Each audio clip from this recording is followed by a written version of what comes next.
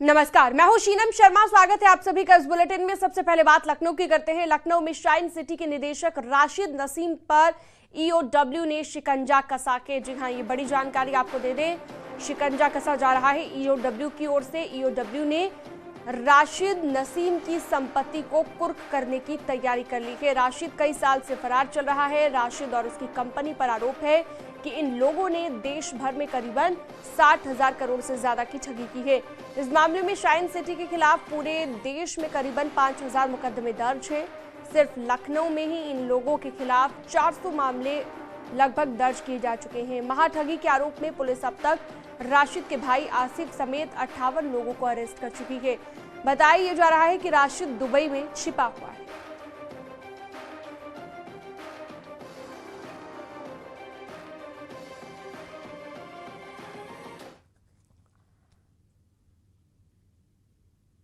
और चलिए इसी बीच एक और बड़ी खबर आपको बता दें। ग्रेटर नोएडा अथॉरिटी ने अजराना बिल्डर के खिलाफ बड़ी कार्रवाई करते हुए उसके 8,178 वर्ग मीटर भूखंड के आवंटन को निरस्त कर दिया है। अजनारा बिल्डर पर यह कार्रवाई 84 करोड़ रुपए के बकाया को लेकर की गई है। आरोप ये भी है कि बिल्डर ने 11 साल से कोई किस्त नहीं जमा की थी और न ही बायर्स को फ्लैट की डिलीवरी दी थी। अजनारा के खिलाफ कार्रवाई ये नोएडा एक्सटेंशन सेक्टर 16 के प्रोजेक्ट को लेकर की गई है।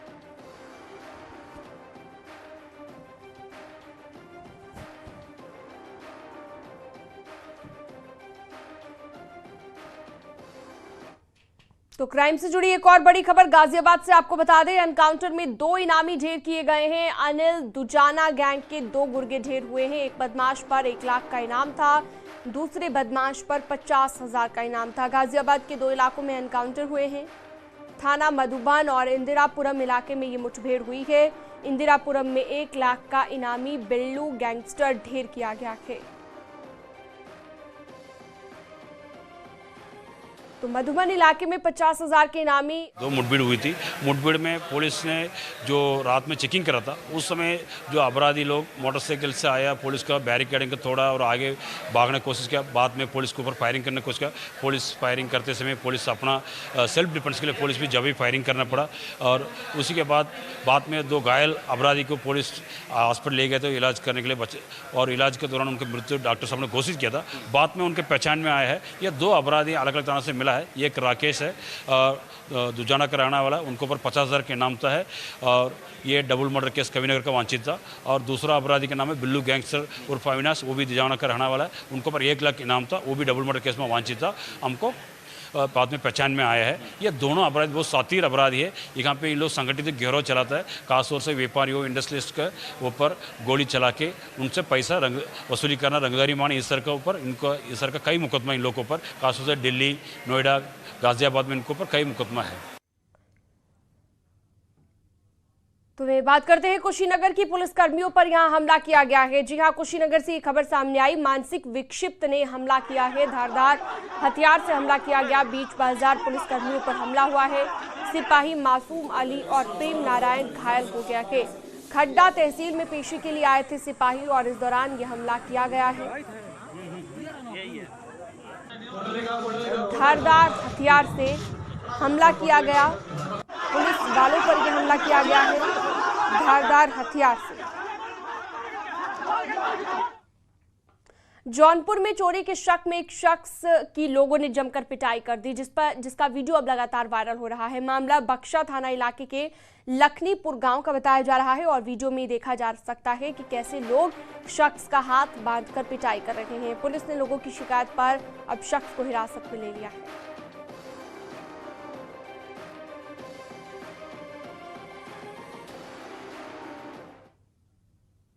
वहीं कानपुर की बात करते हैं। इत्र कारोबारी पीयूष जैन से पूछताछ। आयकर विभाग की टीम ने जेल में पूछताछ की है। कोर्ट के आदेश के बाद पीयूष जैन ने ये पूछताछ की है और आईटी की स्पेशल इन्वेस्टिगेशन टीम इसकी जांच करेगी। 197 करोड़ नकद और 23 किलो सोना बरामद किया गया था, जिसके बाद अब ये पूछताछ की जाएगी। कानपुर से ये जानकारी आपको दे रहे हैं।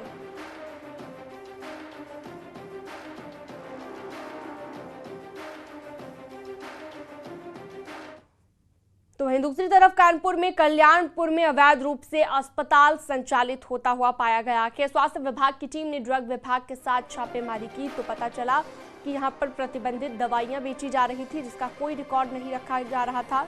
अस्पताल से 5 लाख की दवाइयां जब्त की गई है। साथ ही मेडिकल स्टोर को सील कर दिया गया है। साथ ही केस भी दर्ज हुआ है।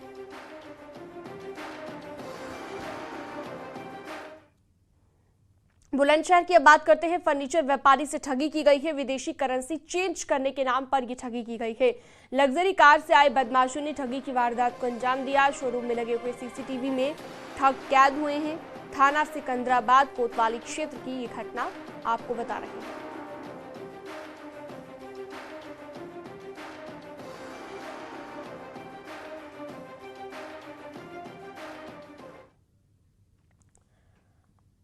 लखीमपुर खीरी की बात करते हैं। भूमाफिया की करतूत का वीडियो लगातार वायरल हो रहा है और इस वीडियो में हथियारबंद लोग जमीन पर कब्जा करते हुए नजर आ रहे हैं।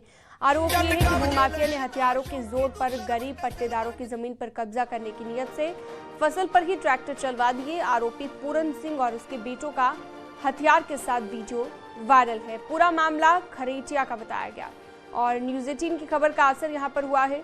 पुलिस ने आरोपियों को गिरफ्तार भी कर लिया है।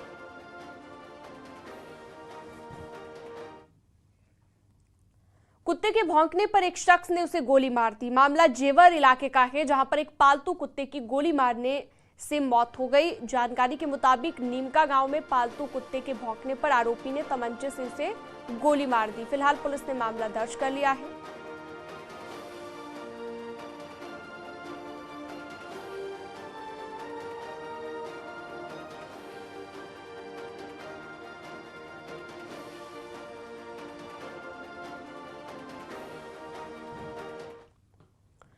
बुलंदशहर में दिन दहाड़े एक युवक पर कातिलाना हमला किया गया। धमेड़ा बस अड्डे पर जैसे ही रैना गांव का रहने वाला युवक बस से उतरा, उस पर दूसरे युवक ने धारदार हथियार से हमला कर दिया, जिससे वो बुरी तरह से घायल हो गया। पुलिस वालों ने फौरन ही घायल को अस्पताल में भर्ती करा दिया। जानकारी के मुताबिक युवक पर यह हमला हुआ है। उसका देर रात एक अन्य युवक से विवाद हुआ था।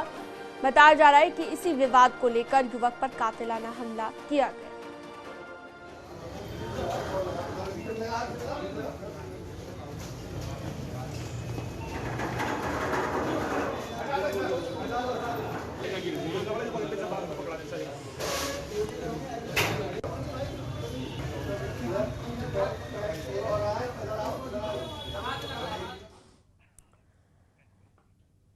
भदोही की बात करते हैं। एक 16 साल की नाबालिग लड़की का बोरे में बंधा हुआ शव एक कुएं से बरामद हुआ। के आरोप यह है कि नाबालिग का हत्या कर शव कुएं में फेंका गया।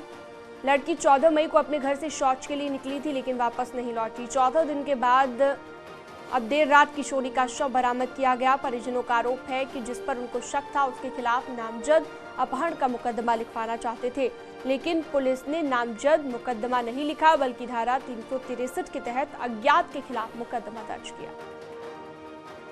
ऊंच के एक गांव के निकट एक खेत में बने हुए कुएं में एक महिला की बोरे में बांध के एक शव बरामद हुआ था। देखने में काफ़ी पुराना 10-12 दिन कम से कम पुराना लग रहा है और इसकी पहचान एक गोपीगंज की महिला के रूप में हुई है। इसकी पहचान शिनाख्त करा ली गई है और इस केस को वर्कआउट करने के लिए विभिन्न टीमें लगाई हैं। जल्दी इस केस को वर्कआउट किया जाएगा। संभल में अवैध अस्पतालों की अब बात करते हैं, जहां पर हेल्थ महकमे का चाबुक चला है। जिले में अवैध अस्पतालों पर लगातार हो रही मौतों के बाद अब 2 अस्पतालों को सील किया गया है। इस दौरान अस्पताल संचालक फरार हो गए। मामला कस्बा बहजोई का। यातायात नियमों का पाठ पढ़ाने वाली बांदा पुलिस का इन दिनों एक वीडियो सोशल मीडिया में जमकर वायरल है, जिसमें पुलिसकर्मी एक बाइक पर 3 लोगों के साथ बिना हेलमेट के सफर करते नजर आए। वायरल वीडियो शहर कोतवाली के सिविल लाइन इलाके का बताया गया। पूरे मामले में सीओ सिटी राकेश सिंह ने जांच कर कार्रवाई की बात कही। मथुरा के गोवर्धन में अवैध कब्जे को बुलडोजर से खाली करवाया गया। प्रशासन ने जचौंदा में 5 बीघा सरकारी जमीन पर पिछले 25 सालों से हुए कब्जे को ध्वस्त करवाया, जिसका महिलाओं ने विरोध किया। दरअसल ग्राम जचौदा में गांव के ही कुछ लोगों ने सरकारी जमीन पर अवैध कब्जा किया हुआ था। राजस्व टीम ने गोवर्धन पुलिस की मौजूदगी में सरकारी जमीन की पैमाइश करवाकर बुलडोजर से अवैध अतिक्रमण को ध्वस्त करवाया।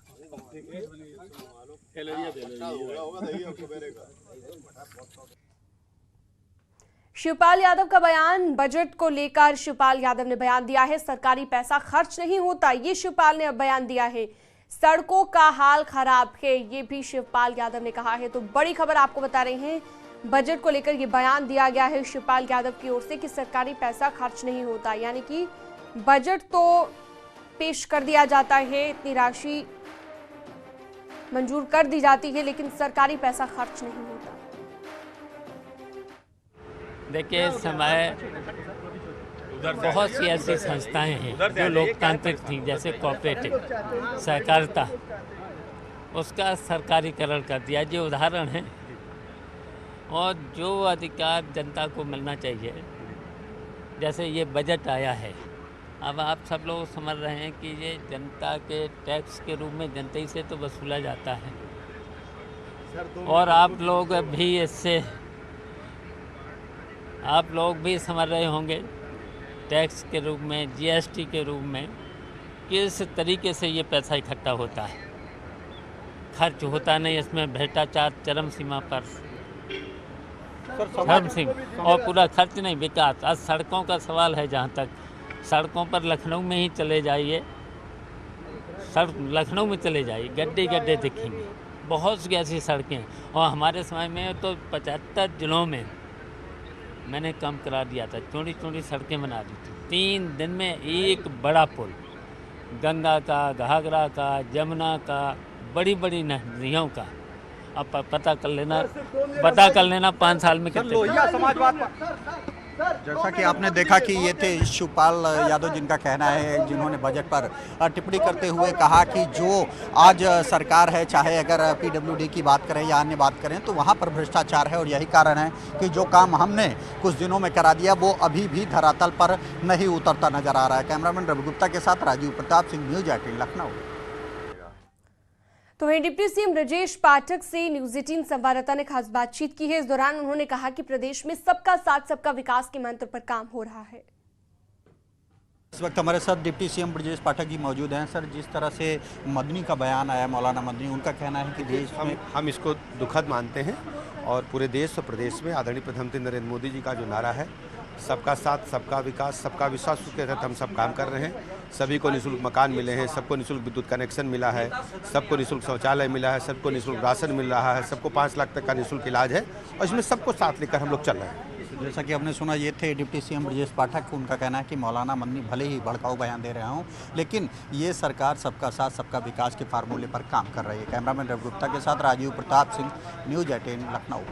कानपुर के कल्याणपुर में अवैध रूप से अस्पताल संचालित होता मिला है। स्वास्थ्य विभाग की टीम ने ड्रग विभाग के साथ छापेमारी की तो पता चला कि यहां पर प्रतिबंधित दवाइयां बेची जा रही थी, जिसका कोई रिकॉर्ड भी नहीं रखा जा रहा था। अस्पताल से 5 लाख की दवाइयों को जब्त किया गया है, साथ ही मेडिकल स्टोर को सील कर दिया गया है, साथ ही केस भी दर्ज कर लिया गया है।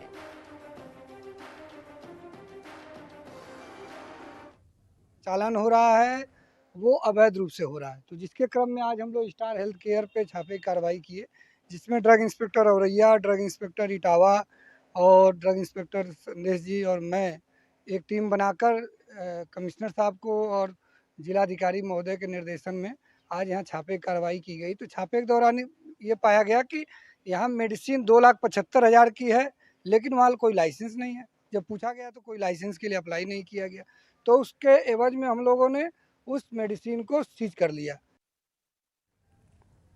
अतिक्रमण हटाओ अभियान के तहत चलने वाले बुलडोजर का खौफ हरदोई में भी दिखने लगा है। नगर पालिका के दिए गए नोटिस पर अवैध निर्माण को खुद लोग तोड़ते हुए नजर आए। शहर के वार्ड नंबर 19 के मोहल्ला मोमिनाबाद में नाले पर लोगों ने पक्के मकान बना रखे थे, जिसको खाली करने का प्रशासन ने नोटिस भेजा था।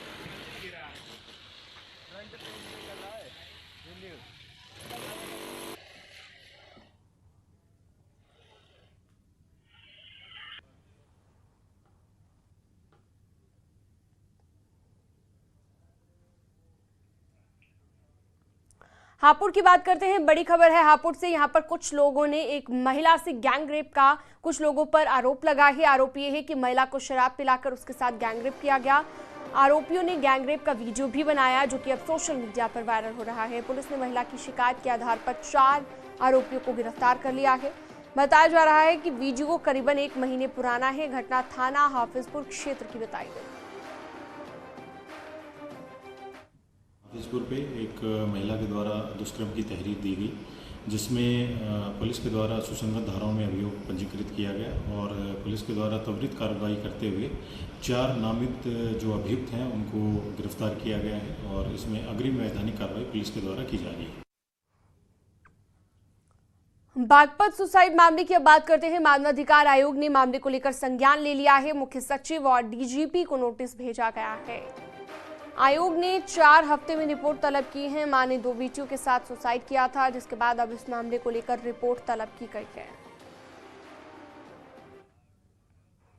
हापुड़ के मोदी नगर रोड पर चलते हुए मिनी ट्रक में आग लग गई। देखते ही देखते मिनी ट्रक धुंधु कर जल उठा। मिनी ट्रक के ड्राइवर ने गाड़ी से कूदकर अपनी जान बचाई।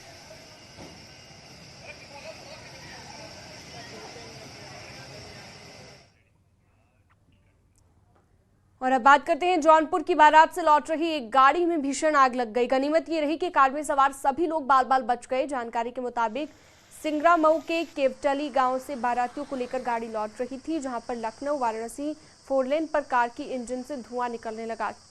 चालक जब तक कुछ समझ पाता तब तक गाड़ी धू धू कर जलने लगी।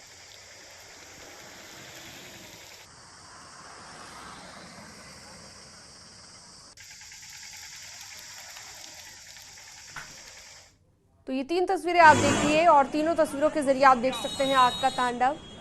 अलग अलग जगहों पर जौनपुर की तस्वीर पहली, जहां पर कार में आग लगी है, और दूसरी तस्वीर आप देखिए जहां पर बाइक में आग लग गई ग्रेटर नोएडा में, और तीसरी तस्वीर सीतापुर की जहां पर ट्रांसफार्मर में आग लगी है। तीनों जगहों पर आग का तांडव देखा।